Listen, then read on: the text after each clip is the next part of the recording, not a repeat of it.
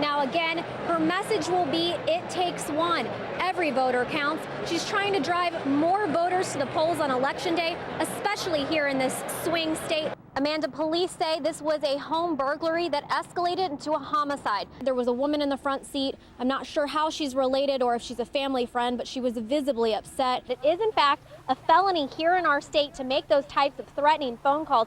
And you can imagine how serious it is, especially at a place like a school where parents are freaking out, their students are there, they're not really sure what's going on. Katie Banks getting that information out first on air and online. She's live in the newsroom now with the latest. Katie. Yeah, Jeff, deputies say this started with a fight over a girl, ended with one person shot, 2 in jail, and 2 still on the run. Let me show you what these people are dealing with, because we've gotten tons of calls into our newsroom about this. When they come here to pick up their clothes, they see this sign right here, business closed. And if you take a look inside, you will see this place has been emptied out.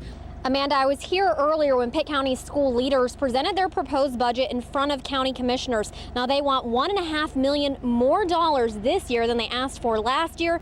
Yeah, he really has, Amanda. I talked with the owner of this place just a few days ago. He says since they were robbed last week, he's added several high-tech cameras. Sheriff Jordan's push for a new jail is nothing new, but he says the recent electoral problems prove this place is a lawsuit waiting to happen. As you can see right here, they have put a new cover over it so no one can actually fall through this hole right here. This was the mattress that firefighters actually temporarily covered it with. You know, teachers so frustrated. Yeah, definitely. I actually talked with one teacher today who told me a lot of her fellow teachers have second jobs just to make ends meet. They heard about this through a tip of someone who had seen or heard something suspicious. And while this dirt path I'm standing on, you can barely really see it from the road. If you take a look over here through these dense woods, you'll find a crime scene. I did talk with the little girl's grandfather earlier today. He says the whole family is in shock and no one in this community can seem to make sense of any of it. And people are just anxious and excited to hear what Republican vice presidential candidate Paul Ryan has to say today. Some of the parents have started to come pick their children up from this school, but the scene is much calmer than it was earlier. They did take one person into custody. And I have to be honest, this case is beyond sad and a little bit complicated.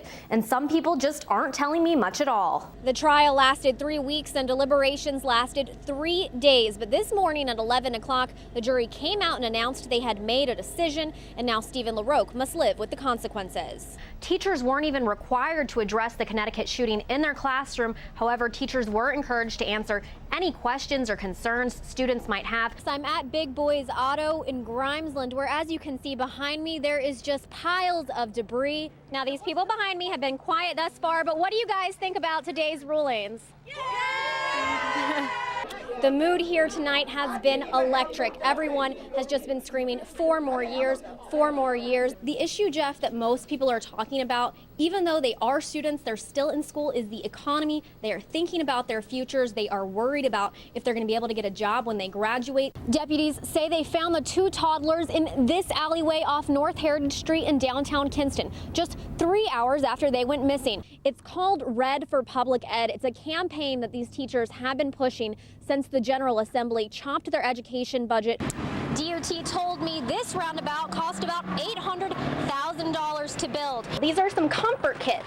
They're full with anything that you would need, from mouthwash to Vaseline, deodorant, anything that would, help you out when you're staying on a cot in one of those shelters. This is the tent he set up at 5 o'clock last night, and this guy set up his tent just a few hours later, marking his place as second in line. Let me take you all on a little bit of a tour. Right over here to my left, you're looking at the lazy river. Check that thing out. I'm standing right here in one of the 0 entry pools. This is great for the kids. This thing right here, this is a slide. He looks like he's having a good time. And of course, behind me, you will see the 3 water slides.